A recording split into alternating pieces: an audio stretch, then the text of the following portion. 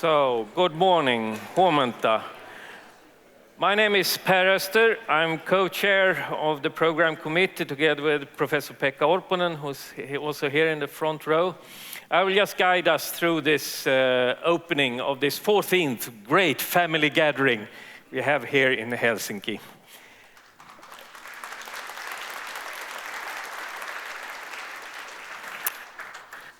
For opening of this plenary, I call for the president of the Finnish Academy, Professor Heikki Mannila.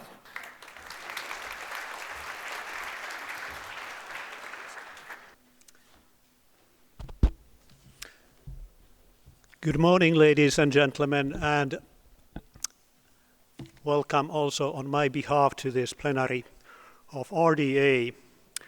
It's actually my first thing I'm going to talk about is thanks. Thanks for inviting me to here to give the opening remarks for this plenary. And also thanks to all of you for the activities of the RDA. They are in many ways exemplary, and they show the road towards open sharing of data. Thus, it is a great pleasure for me to be here. And when looking at the program, it seems that the activities of the RDA are actually quite manifold. There are lots of different things going on, and all the items I saw in the program seem to be very useful for the progress of open sharing of data. I decided that I'm not going to talk too much about RDA. You know much more about it than I do. But what I decided to talk to you about a little bit is about big data, small data, and open data. I used to work in data analysis, and that's why I thought that, okay, perhaps some remarks on that might be useful. I guess most of you know most of this stuff anyhow. But first of all, as we all know, there is kind of lots of data around. Experimental data was the traditional idea in science that, okay, you did experiments and you collected some data from that. These days, observational data, that you just look what's there, is much more prevalent. The technological driver here is that there are, of course, lots of new possibilities for measuring, collecting, storing, and analyzing data. And we all know that there is lots of hype about big data these days, and when you look at the literature, let's say the general literature, and partly also the, let's say, the professional literature about data analysis, there is a strong emphasis that, yeah, it's big data which is important. And there is, of course, the definition of big data has changed over the years. Yesterday I looked at the proceedings of the 1989, so 30 years ago, conference on very large databases, VLDB conference, which is quite a well-known conference. And what the very large databases were in 1989 is a little bit different than what they are now. But anyhow, the question of that, okay, emphasizing the size of the data set is, I think that most of you might agree that the usefulness of the data set does not grow linearly in the size of the data. Even a small data set can be very useful, and at the same time a huge data set might not be that interesting. And of course, for the RDA plenary, the idea is that, okay, openly shared data is of course much more useful. But let's have a little bit of look at, okay, still on big and small data. So the size of the data might not be the interesting thing. It might be the complexity of the data, actually. So the complexity of the data, a possible measure is to think that, okay, how many different types of data items do I have in my data set? It's not how many data items I have, but it's how many types of data items I have. And this is somehow correlated with the difficulty of working with the data set, at least from the point of view of a data analyst, or I guess from the point of view of somebody who is trying to make the data set openly available. So if you want to look at the kind of coordinates, the number of data items horizontally and the number of types of data items, then I guess one could simply say that, okay, we have the cases where there is a small number of data items and small number of data types. Could be easy. Well, if you have only a few different types of data items and lots of those, that's not so hard. Then things get messy is when you have not so many data items, but you really have lots and lots of different data types. So what do you do then? And of course, when you have both complexity and volume, then the question is typically quite hard. So what here I think is then looking at this sort of course, extremely trivial way of looking at things from the point of view of opening the data, making it openly shared. So one thing that comes to my mind is that, okay, what about opening these, that let's say the simple cases, when there is not that much data and the number of data types is also small. So what would, in that case, the kind of effort made into opening the data can be kind of percentage-wise be quite a lot compared to the whole effort. Okay, then going to another theme. In the Finnish system, research and education are completely or very closely connected to each other. Kind of the universities are the main places where research is carried out.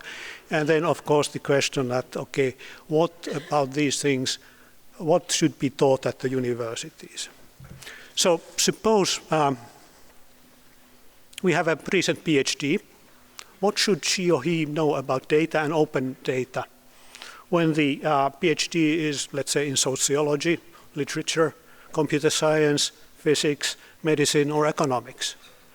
Or what about a Master of Science or Master of Arts? So what actually should kind of somebody who now graduates with a master degree from a university, what should she or he know about these things? So if somebody has an answer, please tell me.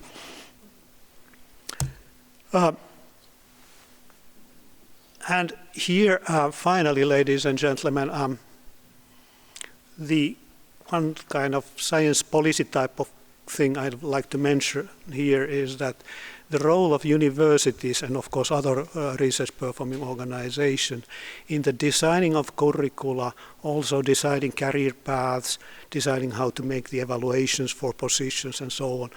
In these aspects of open data, openly shared data, these decisions are probably the most important decisions that are being made. Of course, the funding agencies have, again, quite a large role. The role varies from one country to another, but for example, at the Finnish Research Council, we tend to have, or we have requirements for openings, we have funding policies, and so on. But I'd like, again, to stress the role of universities in kind of educating the people. It's not just how science is being done now, but it's how science is going to be done in the future. Ladies and gentlemen, these kind of after these remarks, I'd again like to thank the organizers for inviting me, and looking forward to a very interesting meeting. And as Per asked me to open this, I now declare the RDA plenary open.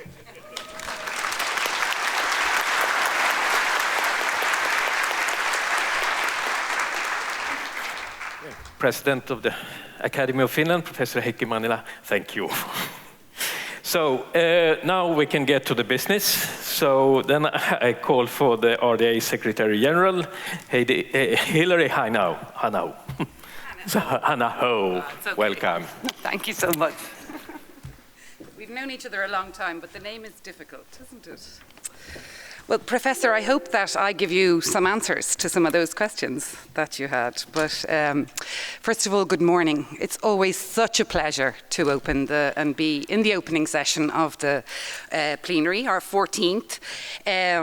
I saw many seasoned, if I may call you that, RDA members on the list and in the days preceding and this morning. But I also know that there are many, many newcomers here. And I want to welcome you all so much to this event, if it's your first time. I hope that you enjoy it. I hope that the event meets your expectations and goes beyond that. You have become part of the RDA family, as Per said earlier on. It's a family of over 9,000 members from across the globe, from 137 countries, to be precise. So I look forward to meeting and talking with many of you over the next few days, but welcome so much to all of you. Of course, no conference or event takes place without the support of many, many people and organizations.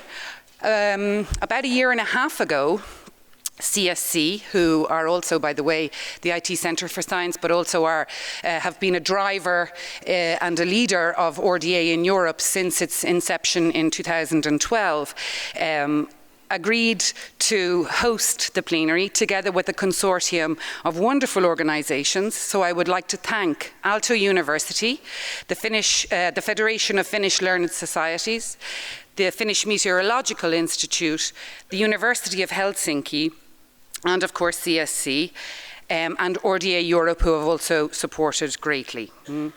I'm also very grateful to sponsors for their support and their contribution. That's the City of Espoo, who will be hosting this evening's cocktail and reception, Patterns, Springer Nature, and Ex Libris, who, by the way, are providing the app for the event. Of course, there are many, many people behind those organizations. The Organising Committee, which needs 2 slides to show and thank, and they're wearing the lovely yellow scarves that you see. So I'm very, very, very grateful to you for all your hard work and all the activities that you have done. I have a wonderful secretariat, that's them there, 9 people, who do go above and beyond their duty to organise not just one plenary, but often 2 or 3 at the same time, as well as providing the daily operational support for the Research Data Alliance. I'd like to thank them very, very much for everything that they've done for this event, particularly. And last but not least, of course, there's the Programme Committee, chaired by Per and Professor Pekka Orponen and all these other wonderful people who have been diligently meeting for over a year, almost a year and a half, and working very hard. So I'm very grateful to all the people that you've seen, but also all the ones behind the scenes. Okay, so if you don't mind, I'd like to ask you to give a round of applause to them.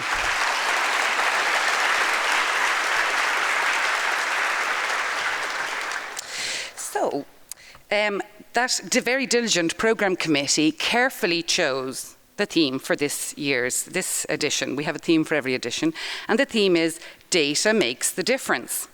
And the focus is to address the extensive potential of research data to improve decision making, to tackle the grand societal challenges, and to engage citizens in the creation of knowledge and betterment of society.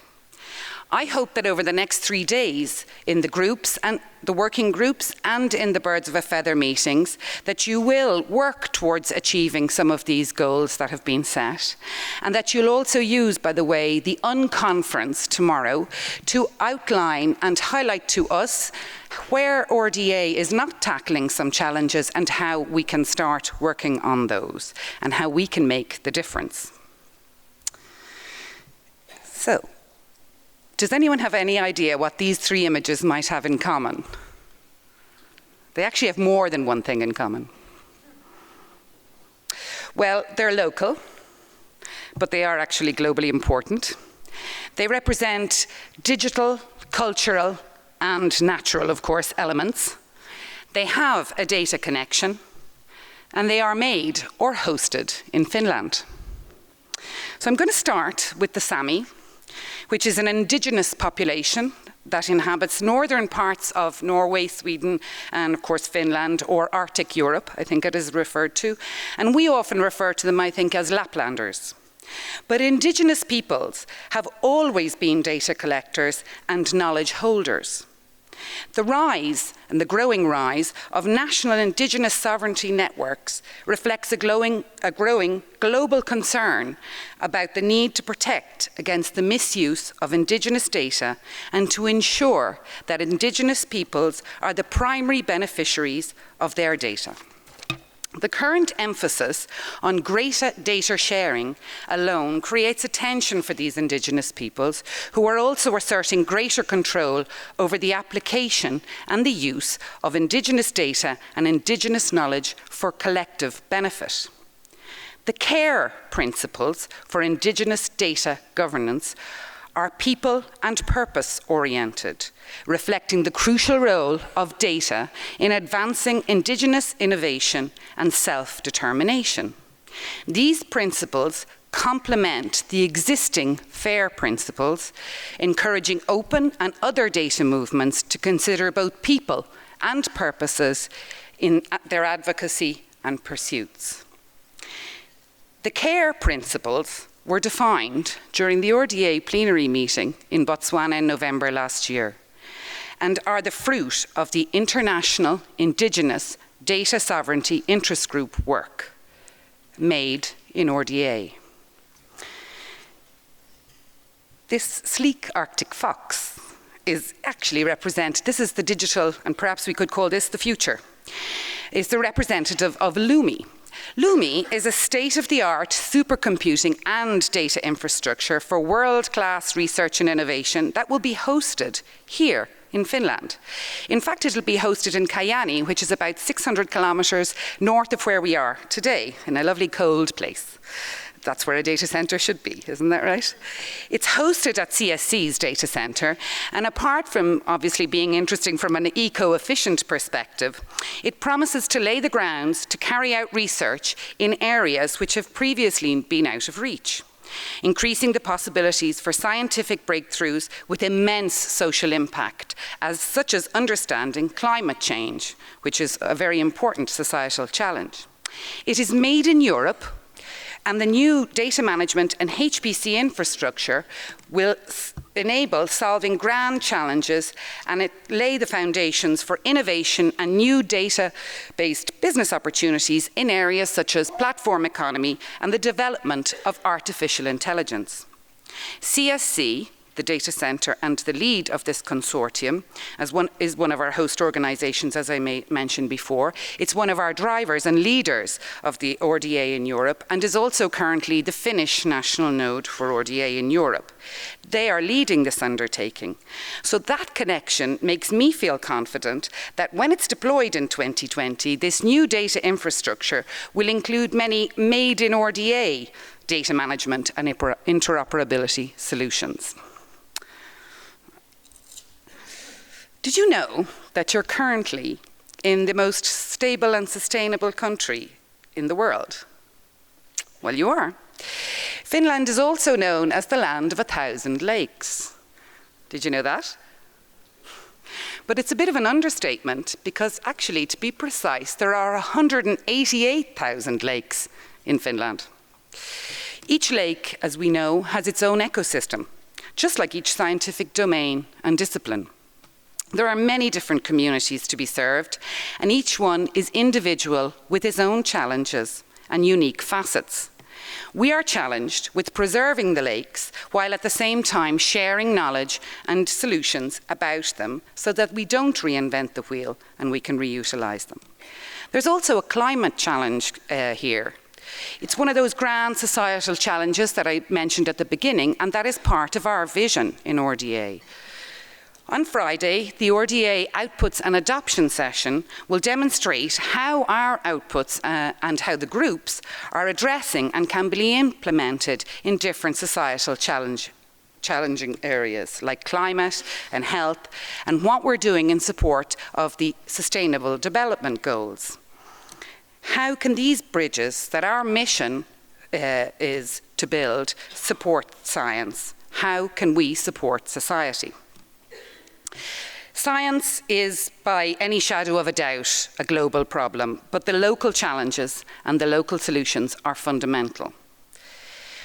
RDA supports the creation of global data agreements, like the Core Trust Seal, which is the repository certification, or the culmination of a work by the World Data System and the Data Seal of Approval, or the SCOLIX interoperability framework for exchanging information about the links between scholarly literature and data. RDA is responsible also for the generation of standards. We have 8 standards. 8 of our recommendations are approved as standards, and 4 more are under evaluation. RDA supports institutional and cultural change. And I'll give you a couple of examples. 6 of the RDA recommendations and outputs were instrumental in the definition of the French National Agricultural Research Agency's open science policy. The implementation of data citation of evolving data recommendation in the Climate Change Centre in Austria offered increased trust and quality of service. And what about cultural change? A subgroup of the Libraries for Research Data Interest Group earlier this year did a book sprint, and they created the Engaging Researchers with Research Data Management, the cookbook, which was published earlier this month. This guide is an amazing collection of 24 case studies drawn from institutions across the globe that demonstrate clearly and practically how to engage the research community with RDM, with research data management, Discipline-specific solutions, like the Fair Sharing Registry, initially designed with the life sciences community in mind, but upon definition, it was clear that it was a solution for many other challenges. So that's an example of disciplinary-specific solutions that start and then end up with another purpose. We have cross and multi and interdisciplinary impact as well. The Fair Data Maturity Model Group, a powerhouse of global experts, are working together to create a framework to produce a model to assess the fairness of data. That will be very important in the implementation of open science clouds and open research data commons across the world. There are the metadata standards, the PID groups. So many different solutions that can be applied across and will support multidisciplinary activity. And what about education and training, Professor Mannila? You mentioned that.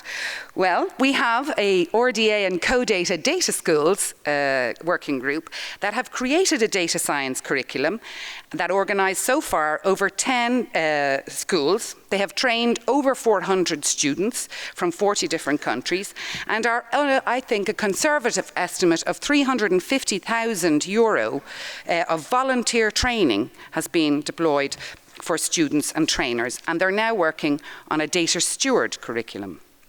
And last but not least, what about policy? RDA is not a policy body. However, your work does support policy. The OECD Global Science Forum produced a report on business models for sustainable research data repositories, the foundation for which was a report from one of our interest groups, again, a World Data System and RDA partnership group on publishing data cost recovery for data centres. That is some of the impact. Those are some of the tangible benefits. That's a sample of what you, as a community, have done.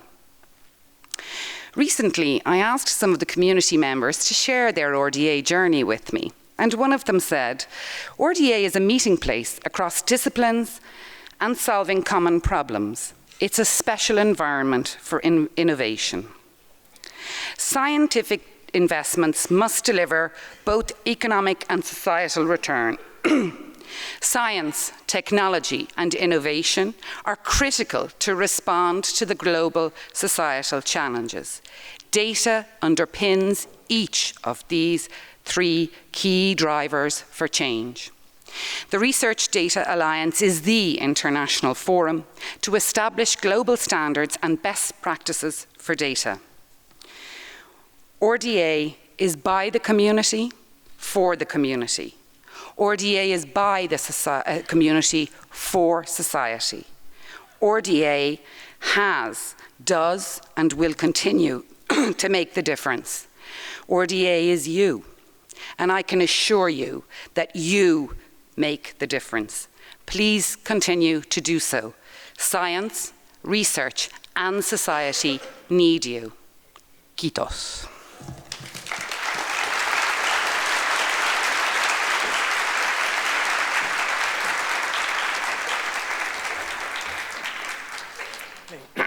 Thank you.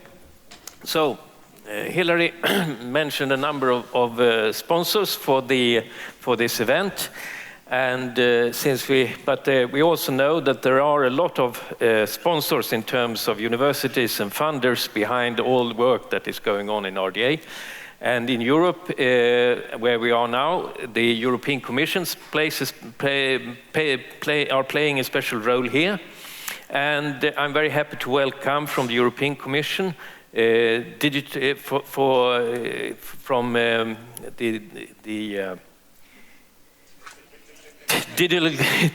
DG Connect.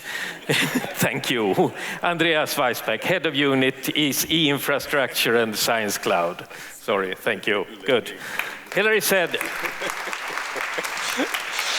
we had an event here yesterday while Andreas is getting his slides ready. We had an event here yesterday with the European Open Science Cloud, and I was moderating the final session there, and Hilary said, you were so relaxed when you were doing this. Yeah, but that was yesterday. Please, Andreas. So thank you very much, and good morning from me as well. I'm not surprised that it's difficult to get these things right. In the European Commission, the titles that we have and the names of our functions are often so complicated that it is difficult for us to remember them. never mind everybody else. So it's a great pleasure for me to be here addressing this forum. So thank you very much for the organization. Thank you for the invitation. I will.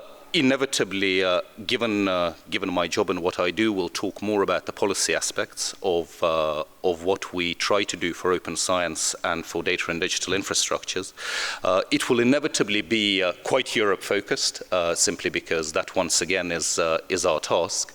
But I think that given the forum here, the role of the RDA in terms of internationalizing what we try to do in Europe, and I'm happy to say that I think in terms of open science, we are probably the most open continent in the world. And I think it's not just in terms of science, but I think that is in almost every aspect of what we do.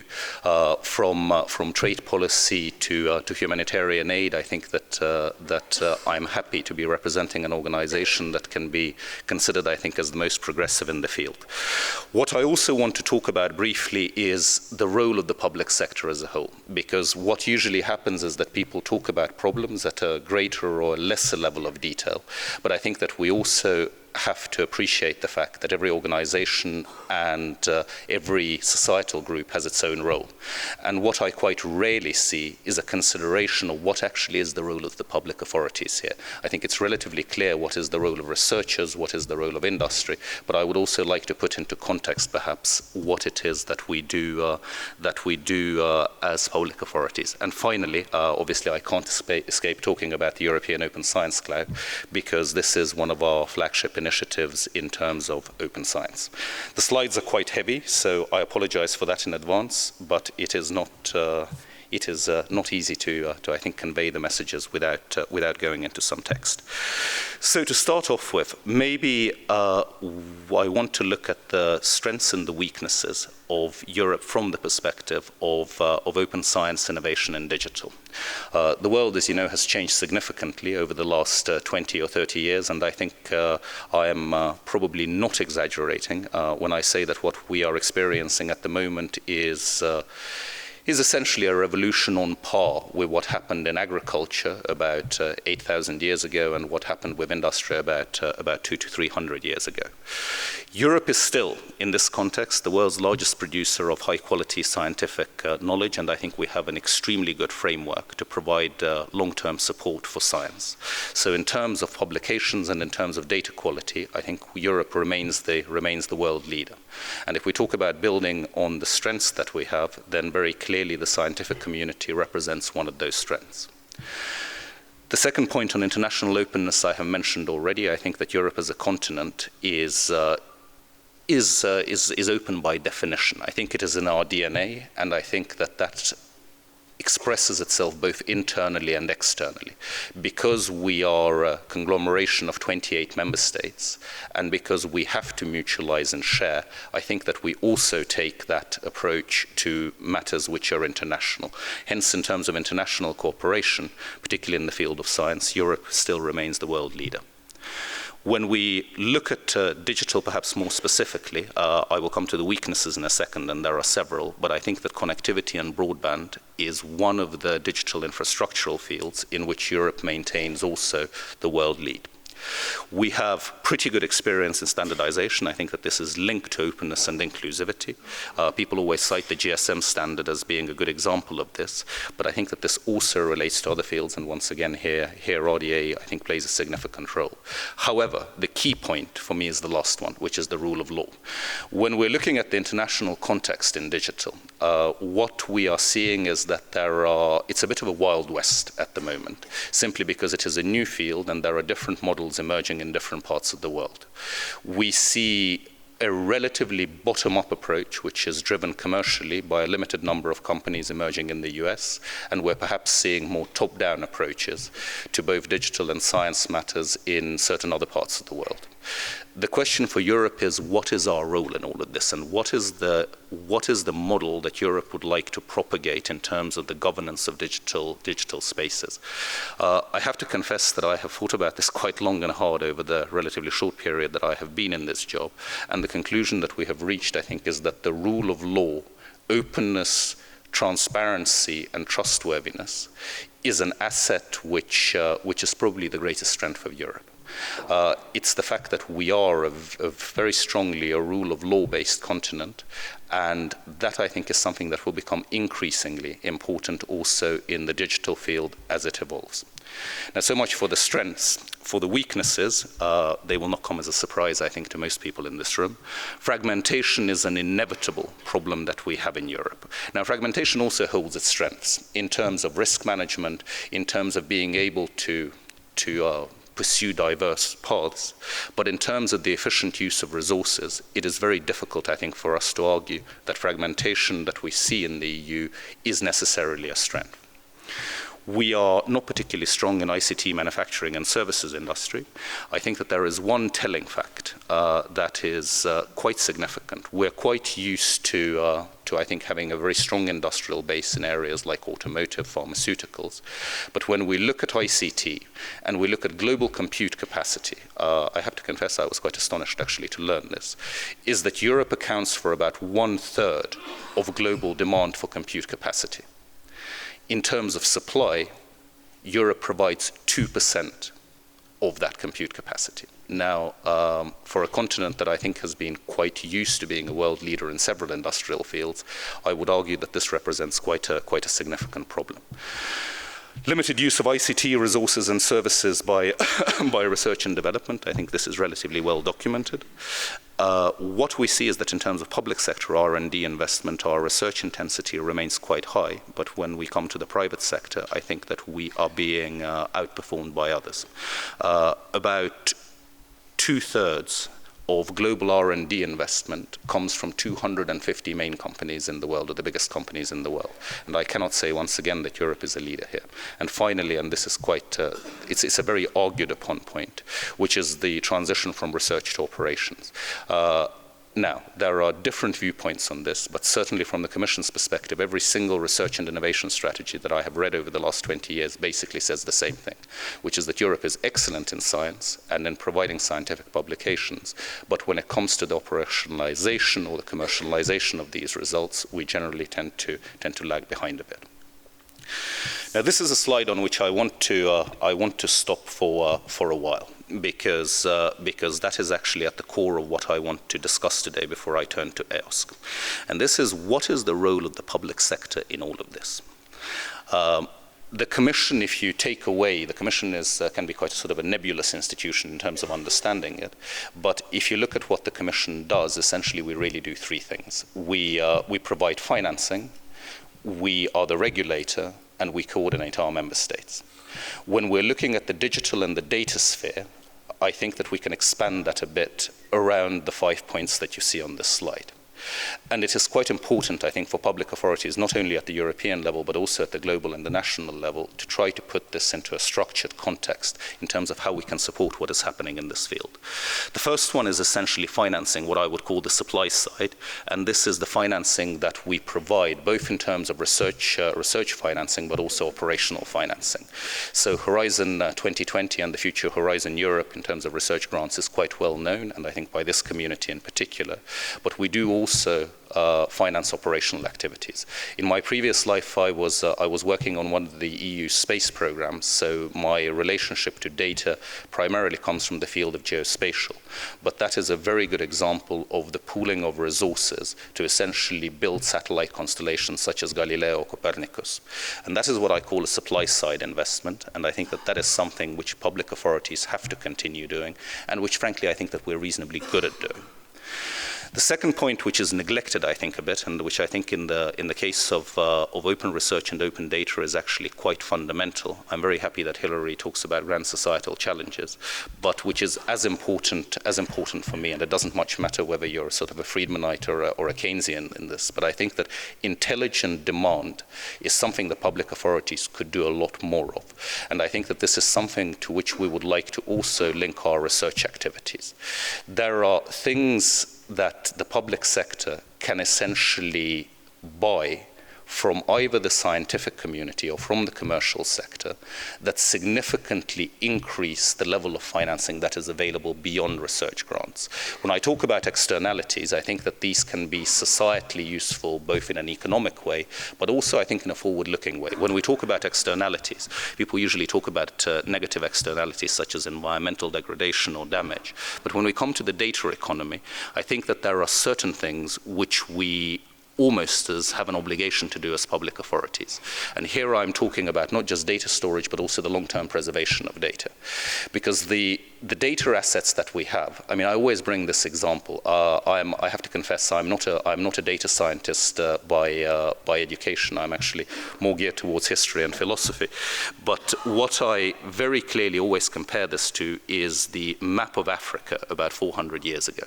If you look at the maps of Africa, what you see is that the Portuguese explorers went around Africa, so the coastal areas were extremely well charted, and there was a white blob in the center because no one knew what was there. And I think it's exactly the same with data, which is that, again, I bring space as an example, but when I look at what we're able to do with the data from either from our optical or from our radar satellites, then the use that future generations will be able to make of this data is, one, unpredictable, but if one thing is certain, is that they will be able to do a lot more with it than we're able to do today. So the question is, who, for the preservation of long-term time series, long time series, actually who has the responsibility to maintain and safeguard those assets over the long term? It is not clear to me that the private sector will do this because the commercial short-term return is not obvious there. So this is a classic example of an externality where I think the public sector can act as a customer to basically ask our research communities and also commercial communities, why not, to ensure the long-term preservation of this data for future generations to use. Because I have no idea what will be the use of these data sets in 50 years' time. But what I'm pretty sure of is that our successors will be able to do a lot more with this than we're able to do today. So the question is, who takes that responsibility and who pays for it? That for me is a sort of a quintessential role of the public sector. It is exactly the same with societal challenges. I want to talk a little bit about the key verticals that the next Commission will, I think, put a particular focus on. But it is really trying to use the scientific knowledge that we have at the service of society. And above all, there is also the point on stimulus, which is that intelligent demand actually not only procures you the services or the goods that you need, but it also creates a stimulus to create future evolutionary paths for the different organizations from whom we procure things in a way that they are left open to do whatever they want with the data assets and build on top of this public demand. And last and not least, public procurement actually, if I'm not mistaken, is about 19% of the EU's GDP, which is not insignificant, particularly compared to what we are doing on the supply side. So that's the second point. The third point is really the role of an enabler.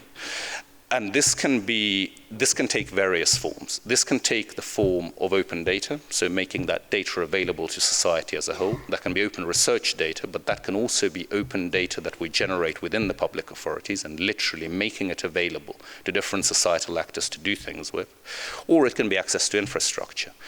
Hilary mentioned Lumi, I think, and here I obviously talk about the Euro HPC initiative.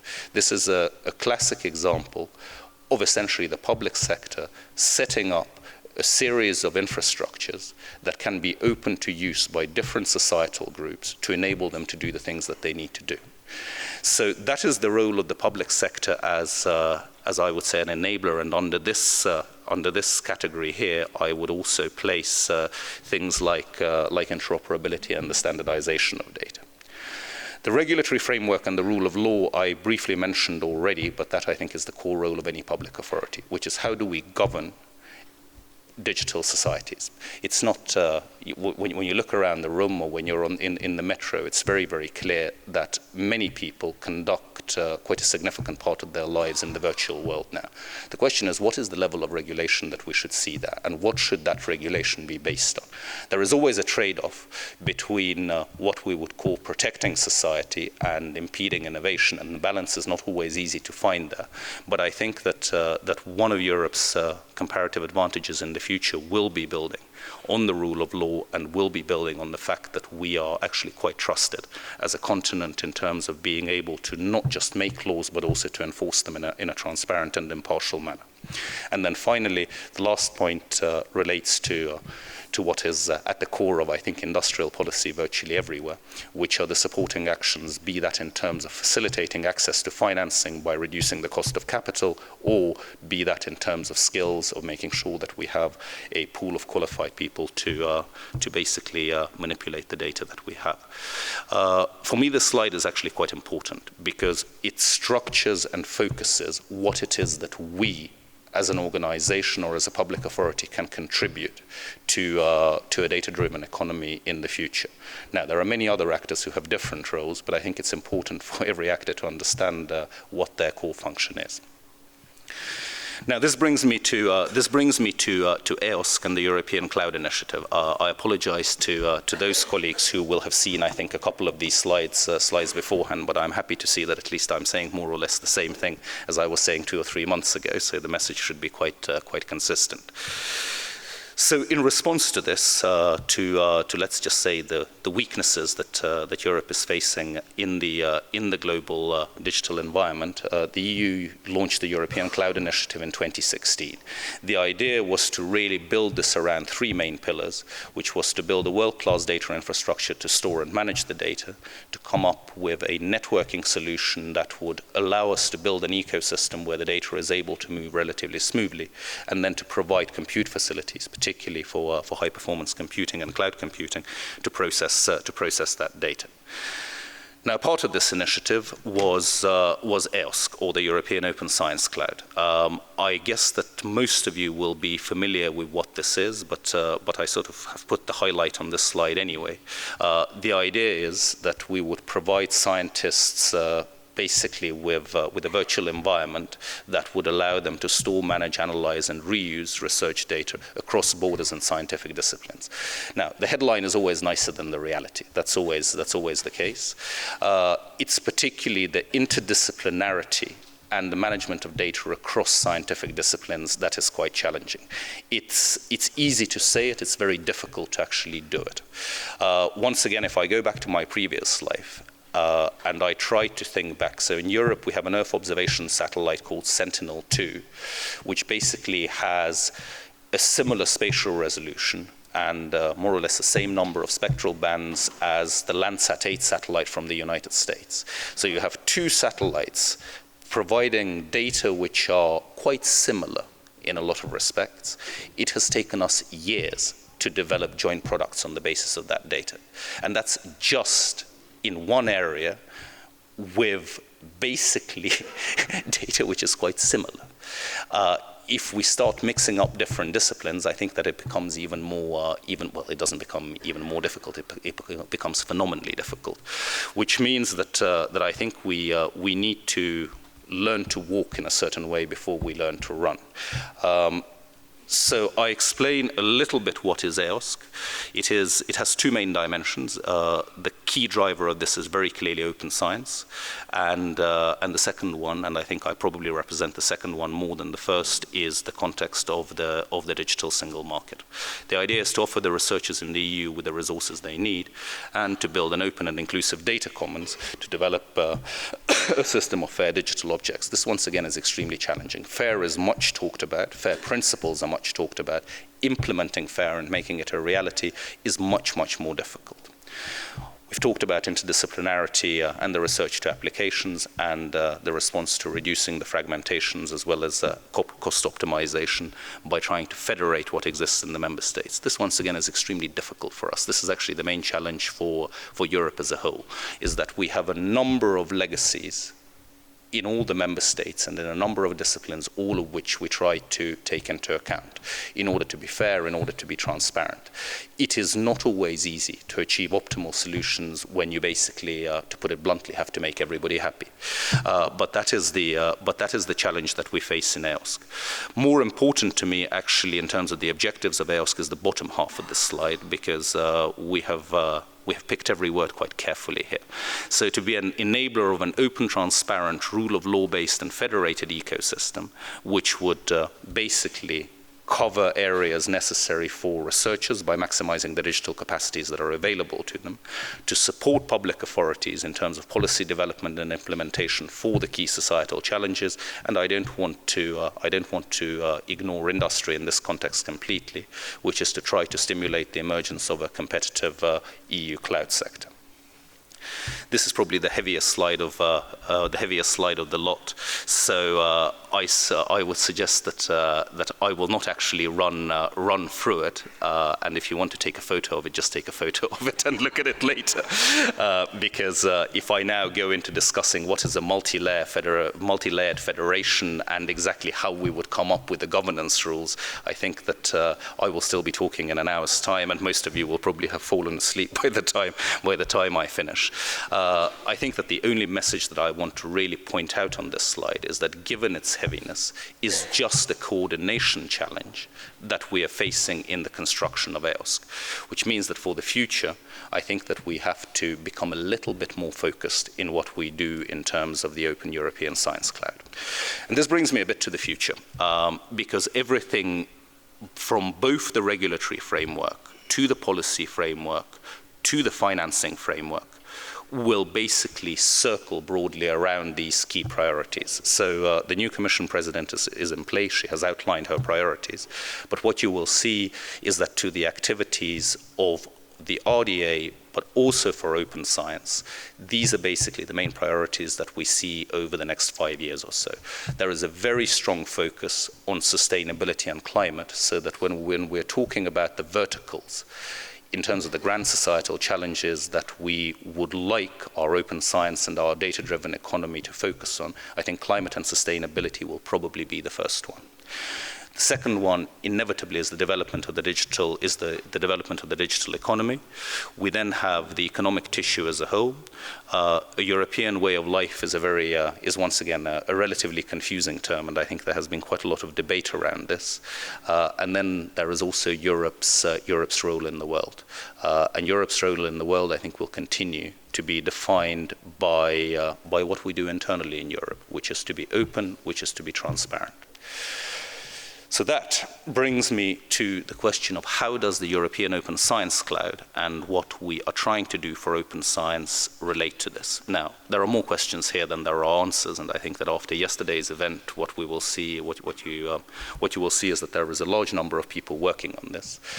But the first question is, what is the role of open science and the European Open Science Cloud in the overall EU digital infrastructures, let's say, setup or policy? For reasons that relate to how we structure our financing, to state aid rules, to how we've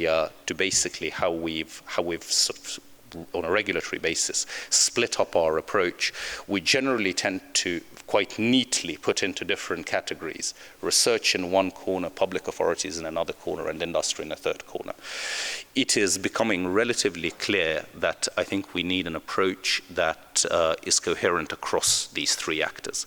So I think that for the European Open Science Cloud, but also the RDA's role in it, I think that we have to ask ourselves, what is the role of science and scientific research infrastructures in the overall digital infrastructure policy of the EU? And that includes both public authorities, but it also includes commercial actors. Because I think that the days where we can say that, that if everyone is in their own corner, I think these days are passing.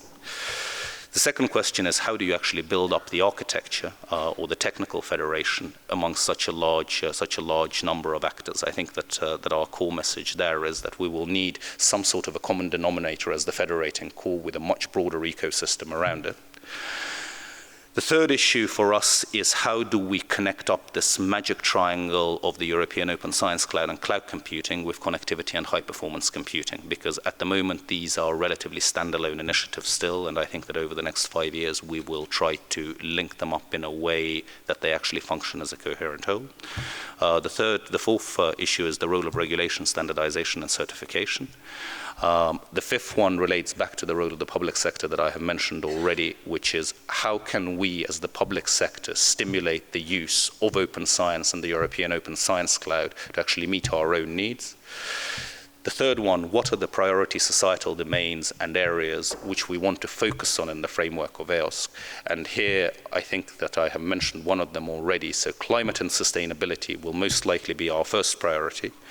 I think health will be a second priority, because if you look at the map of the world with the average age of the population on the different continents, you will see that Europe is basically the oldest continent in the world.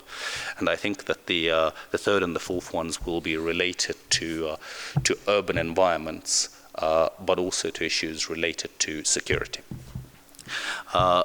The next question is, how does research interact with commercial clouds and services? It's a very, very sensitive point, this. And what we see at this moment is that the commercial offering should basically be complementary to what we're doing in the field of research. So we don't see that one would replace the other, but I think that the option of being able to source the solutions that researchers need should be there. We have the whole question around data, which is the primary focus of this forum, and I won't here talk about persistent identifiers or metadata or interoperability in general, but I would actually like to stress that the barriers that we have to the internal market in Europe are legal as much as they are technical. And secondly, when we talk about open science, I think that we need to come up with a completely new set of incentives to get scientists to share their data. Because at the moment, once again, data sharing is something that is more talked about than actually done. And it is not easy to do this incentivization given the way in which the scientific community works, which is based on publications, and you have to have very good reasons to share your data with in an open way, i.e. in addition to the people with whom you have worked and who you trust. Then we come to user involvement and to user needs. That I think is actually one of the weaknesses of EOSC that we have had from the start, is that I think we have been too focused on governance and too focused on building structures without actually talking to the users themselves. And funding is more of a question for us. At the moment, what we have done is financed an extremely complicated undertaking, so the European Open Science Cloud, through a series of more than 30 individual projects. Project-based financing is something that in the academic community people are quite used to, but projects start and projects end. And when projects end, it is not clear what actually then happens to them. So I think we have to start looking at operational financing streams to complement the purely research grant-based funding.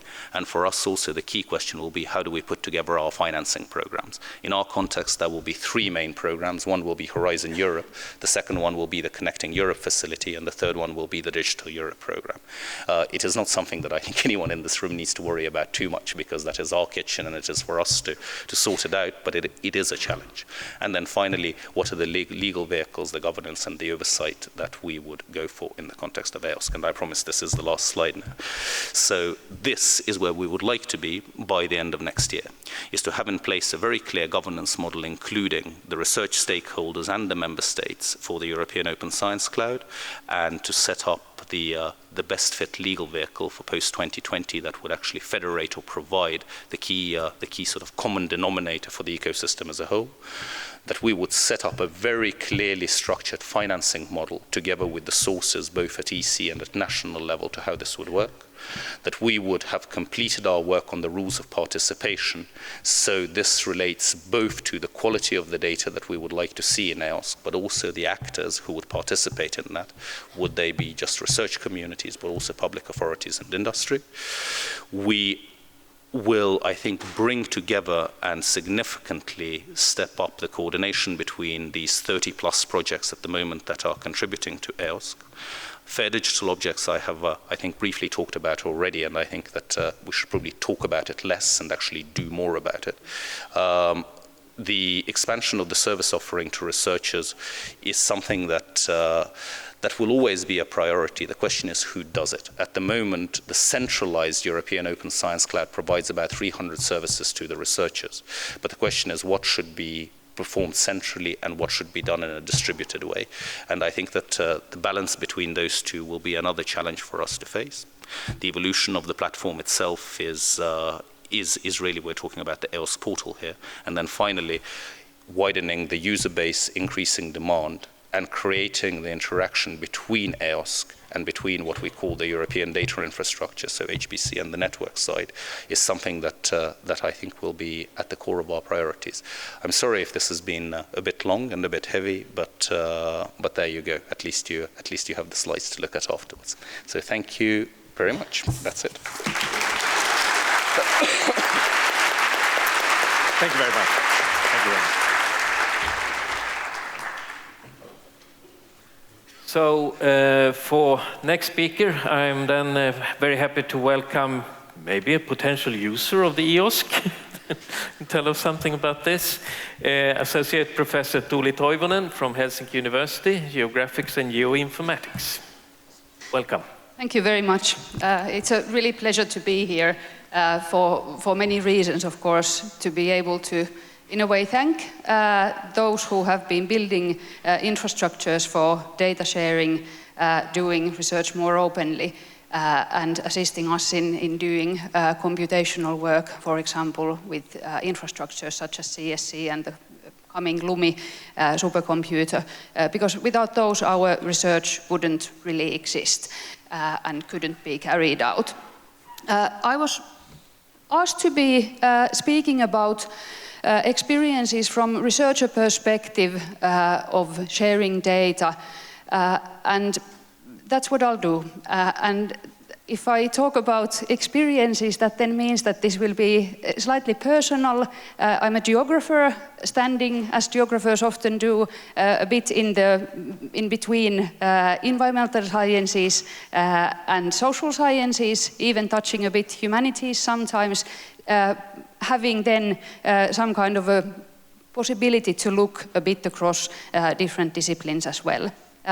And I'm an associate professor of geoinformatics, doing quantitative analytics, big data mining, if you will, particularly from spatial perspective. And that is, again, the experience that I'm sharing with you today.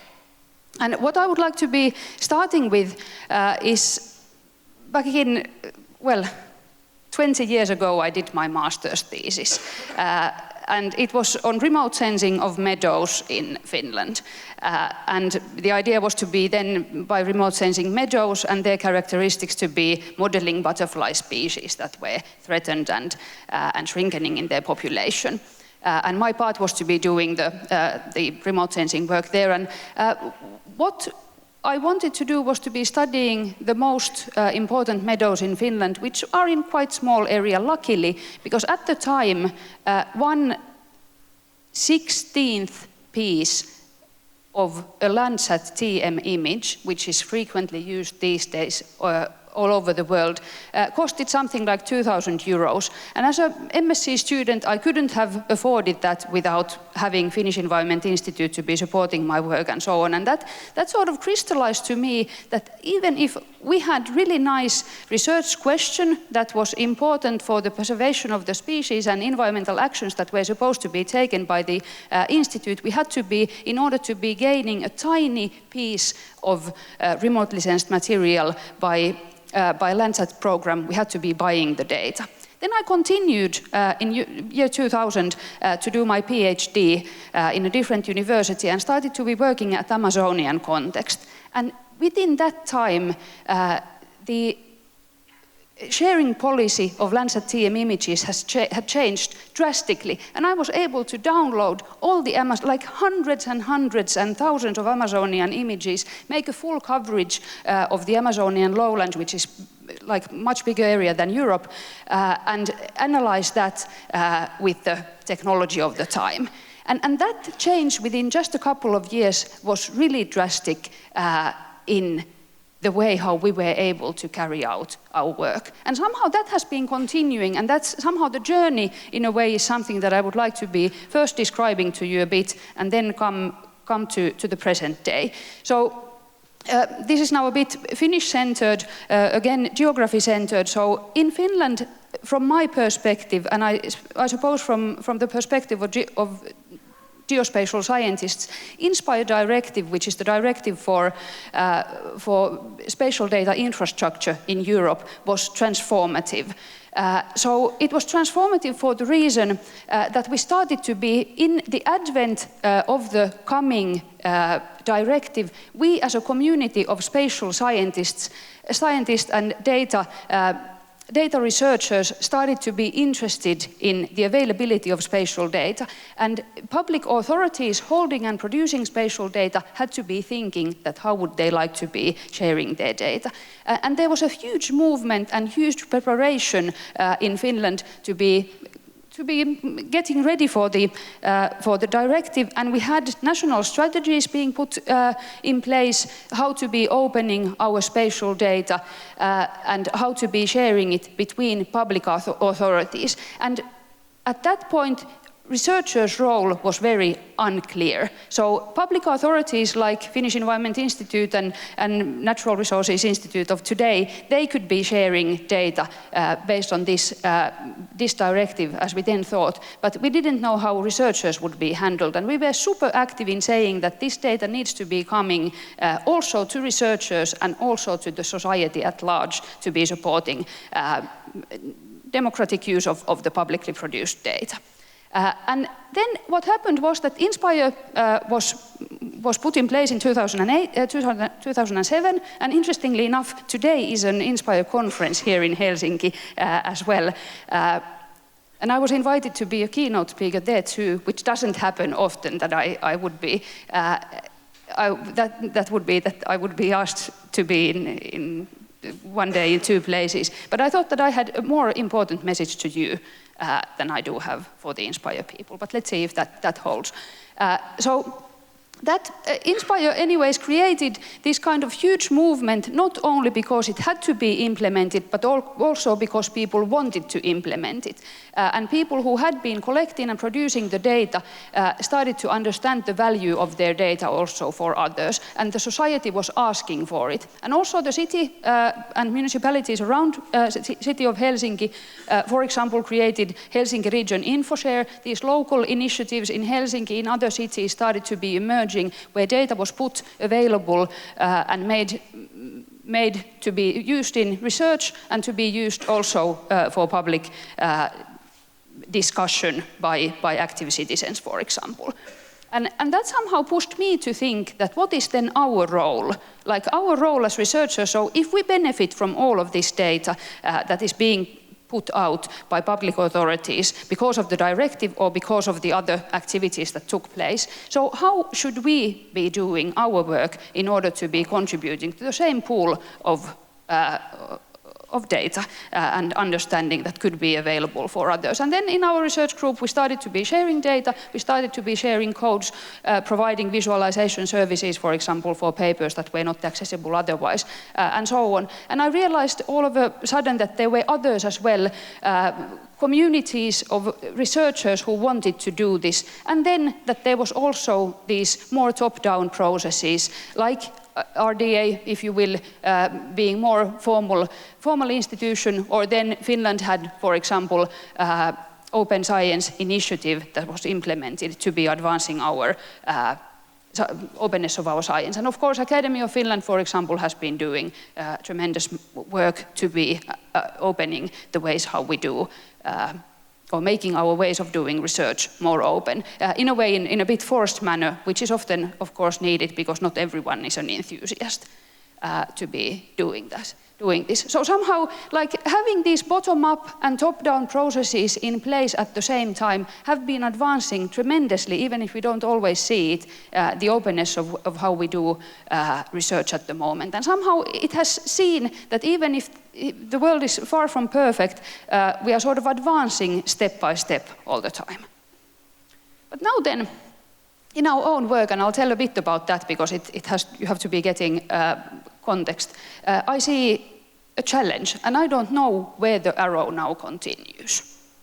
And that is what I would like to be discuss with you at the end of my presentation.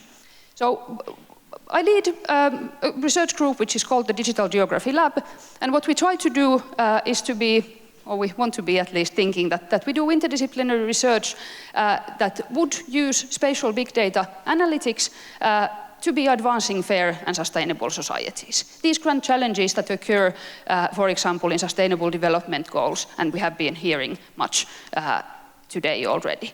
We have been particularly concentrating on social and spatial interactions of people, thinking about equity and fairness, and then we have been studying human-nature interactions, trying to understand the role in influencing, the role of people in impacting the environment, and how, on the other hand, people benefit from nature, for example, so that there would be a human-centered justification to existence of nature as well. So these two topics we have been studying with the team of now 11 people, and in the focus of this we have somehow analytics and understanding of mobilities and activities of people. That's what we need to do at the moment and need to understand in order to be answering to questions related to social and spatial interactions and human nature interactions.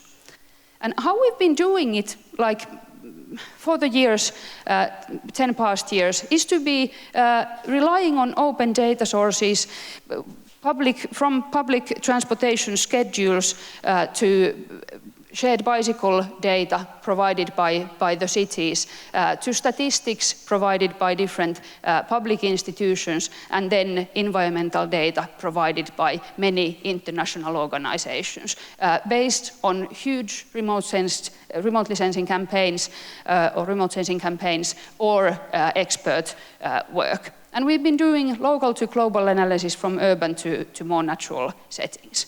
But recently then, we have been increasingly intrigued by this understanding of people and seeing the possibilities of novel big data sources in doing so.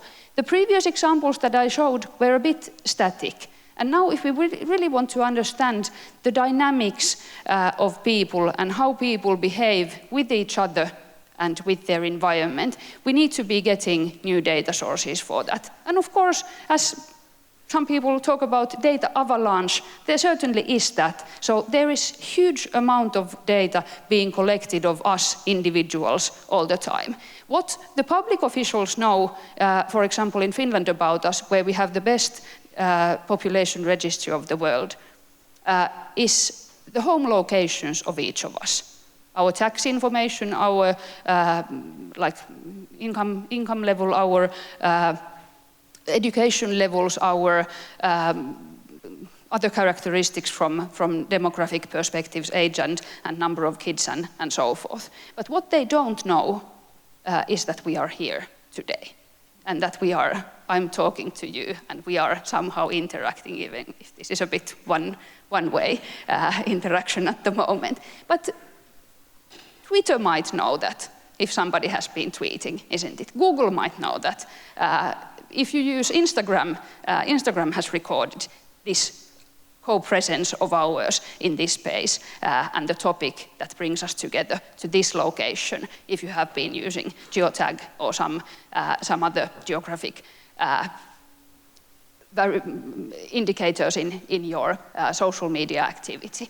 And if we think that every minute last year, people made, for example, a bit less than 500,000 tweets, a bit less than 50,000 Instagram posts, and so on. The amount of information about human activities, even if much of it would be nonsense, still the relevant content is also very huge. And somehow this provides a clear possibility for novel research on interactions between people and interactions between people and nature. And we've tried to be then examining this using different types of big data sources, mostly Twitter, Instagram, and Flickr social media platforms and user-generated content. And to be understanding interactions of people from spatial and temporal perspectives, and then more from the content perspective, that who these people are and how and why they are interacting. And I'll just briefly run to a couple of examples so that you get an idea. So we've been analyzing, for example, the use of national parks, global patterns of people traveling to national parks, what people do in the parks, human-nature interactions there based on the content of the images and the spatial locations of the posts. For example, we've been trying to understand the threats posed by people, for example, to important bird areas, and more using or developing methods to be somehow implementing the latest artificial intelligence technologies to be mining this data, to be somehow interpreting the image and text content in a meaningful manner so that it would be really producing some real information, like in here, from one of our most popular national parks up north in Lapland, Pallas-Ylläs, like curves of skiing activity and observations of snow, for example, which is not like a grand challenge of the world at the moment, but important for the park managers, and we wanted to explore whether this kind of information that would be continuously flowing, continuously analyzed, would produce something useful for maintaining the park for the people and hence for the nature as well. We've been using in some occasions mobile phone data when it's been available, and this is a fantastic example of actually our colleagues from the University of Tartu in analyzing integration in society in a way, Russian-speaking and Estonian-speaking populations and their use of space in the country level, which is completely different. So Russian-speaking population uses the country in a different way than the Estonian-speaking population. And this, if we think that we want to be building societies that last and are integrated, so understanding, for example, these kinds of issues, that where people have a possibility to be interacting with each other, or are they very segregated and separated, is important. Or if we want to be understanding the fairness and the equity of people, for example, to be having access to green areas, we can again be mining different types of data. This is from Google Street View images and something which is developed in MIT originally, but implemented here. So interpretation of Google Street View images and green views, and then we are now modeling bikers in Helsinki and how much green exposure do they get in addition to air quality exposure as well. To be understanding again the equity from the environmental exposure perspective. And for all of these analyses, even for understanding, for example, the language landscape of this place now, who we are here, or the cathedral in the city center, we can be analyzing social media data to some extent and get some new view to who is interacting in these places and how they are interacting with their surroundings. So fantastic. We've been enthusiastic, as you can see. and so many other researchers as well. And we think that this has been something that we really want to be doing in such a way that it benefits the society.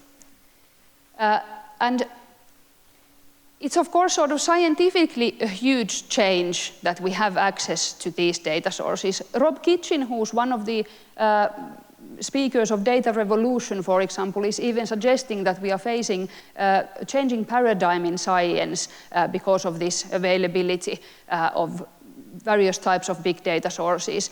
Exploratory science might be occurring, but I think that even if we work from theoretical premises as earlier, still these kinds of data sources open us new windows and also change the ways how we work drastically. And in that sense, there is certain change in paradigm of science, at least in social sciences and humanities. Environmental sciences, of course, have been doing this kind of quantitative analysis already for long, but in social sciences and humanities, it's a newer thing. But then the question is, thinking about my passion in the beginning about openness and then this new development, so how do they actually come together? And when Heikki Mannila gave his talk in the beginning, he had a title, Big Data, Small Data, and Open Data. And I thought that will he now say the thing that I want to say? And you sort of touched upon it, but not quite yet. And even if it's a sensitive topic, as I heard from the previous speaker, I'm not afraid of touching a sensitive topic here either. So if we now think about the journey towards more open research data that I have witnessed, you might have a bit different view. So then, what are the new challenges actually? So the structures have really been developed so that we are advancing in terms of sharing data management, making more transparent and open research, even if there are still structures in research and science in general that prevent us from doing that, going from merit system to all of those other things. But the steps have really been taken. But then there's huge difference between different fields of science. Environmental sciences are in completely different world than humanities and social sciences. You think about the amount of satellites, data management systems, infrastructures that are in place to monitor the atmosphere, land cover, species even that we have, and how little similar activities there are to be understanding people, those who actually make those changes in the current environmental setting and social setting, and are the drivers of the current global change and challenges. And from the scientific perspective, we are in completely different worlds. Maybe I don't now need to be talking about the different sources of big data, but I'll touch upon this still. That I was excited about this image, and you took pictures, many of you, and so on. But if you start thinking that who are these producers of the data that is so interesting, even with many biases. So actually, all of these are private companies, isn't it? All of these are, or most of these are American private companies operating with their own rules, their own business idea, wish to be collecting data from all of us to be selling it forward for whatever reason. And that is the primary reason for their existence. Of course, it's fun for us, and that's why we engage and we produce data for these platforms. But research and supporting decision-making that would be for social good is not the primary interest of these companies. They do change the world by providing information for those who are active, companies being active, or even public sector bodies being active in the development of the society. But seldom this data is really available for public sector decision-making, for, say, urban planning or urban decision-making, or even for research. So even if we have been able to access some just open data sources we've been using. So there's a humongous amount of data that we are not able to access, which is of course good from the perspective of privacy, but it does have also other problems. And then many of these, like seemingly the companies that are seemingly doing something else, say for example the electric scooter companies, they are not actually existing there to be providing a service for citizens to be going around. They are there to be collecting data on the routes that we take so that those route informations could be sold to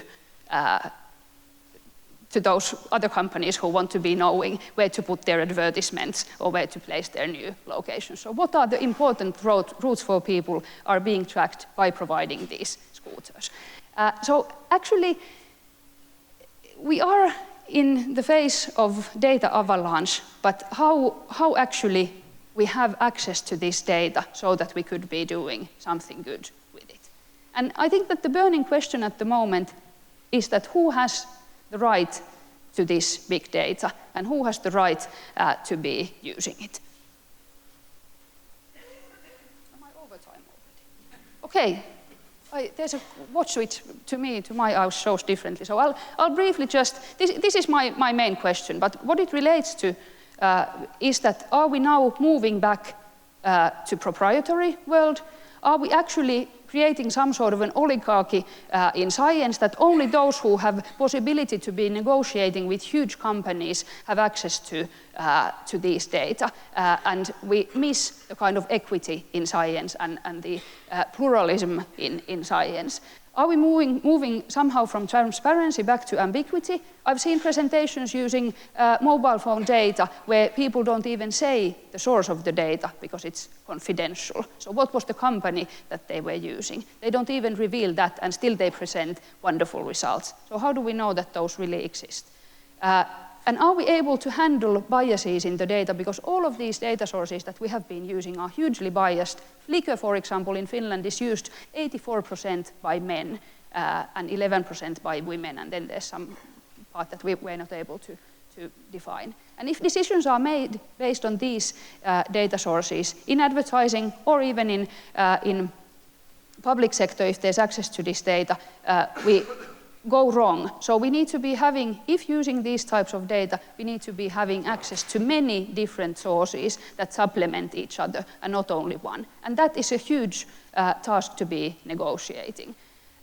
So are we able to conduct transformative research, something that would really be making a difference in the ways how the society is being developed, is a question. And then 3 points to you super quickly. So what international research data community, RDA, could do? So could there be, I don't know, these are just questions, could there be some sort of advancement of common storing of proprietary data? Congress Library in the US tried Twitter, but that failed, to my understanding. But do all the research groups need to be doing the negotiations of these data sources that we as individuals have been providing ourselves? Or could there be some way of storing that data, just for the history of the humankind as well? Could there be novel solutions for dealing with the privacy and ethical questions? GDPR directive did good work, but also made it more difficult to be using any of people-related data sources. And then, is there any way of advancing somehow reasonable rules for this kind of data capitalistic, some call it that, this kind of change in the society, that private companies are holding our data and that is the product that they sell? And with that, I finish, for the reason that I think that the current environmental and societal challenges are indeed so pressing that it can't be so that all the information of human dynamics are in the hands of only private companies and not in the hands of the researcher community. Yeah.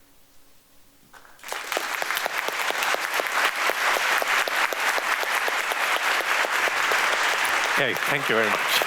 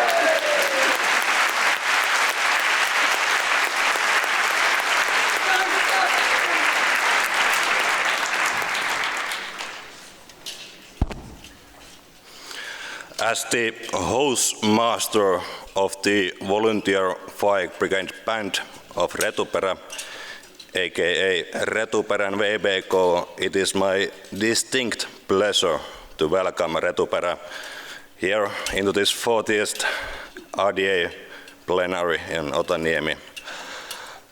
Amongst the civilized people, Retuperä doesn't need much introduction. So I think it's probably I should tell something about us.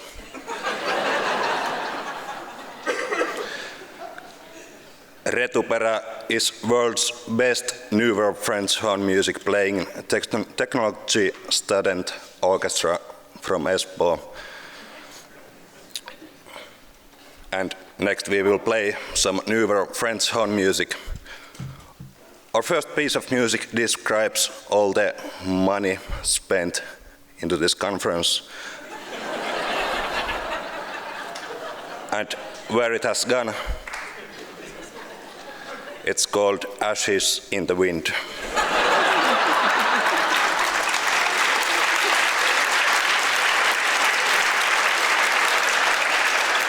In the song you will hear a trombone solo from our very own player, Alma Las Palmas.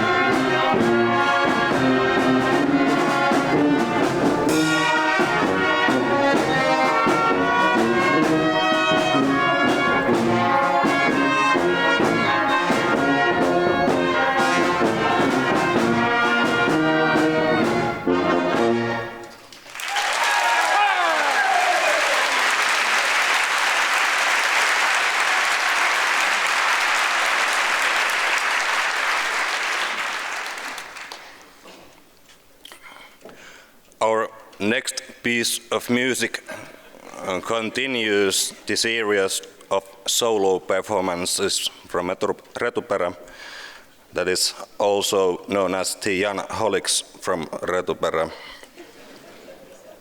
However, this time the instrument of the soloist is a bit exceptional because it is a bass drum played by Lokki Kuudes.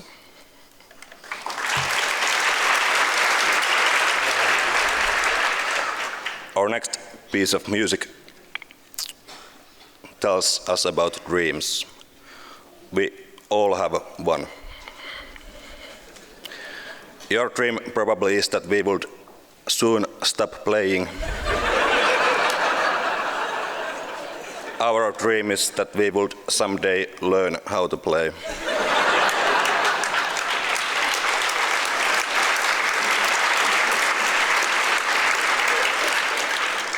However, the next piece of music tells about dreams in Russia, and it's called Free Russia.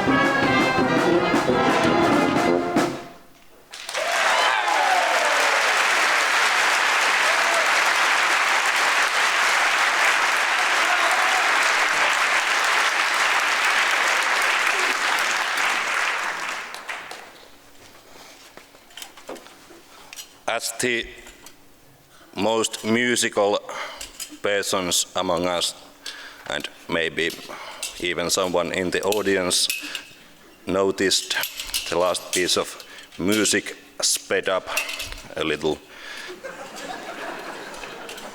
This can only mean one thing, and it is that the working hours of Retupera have now ended.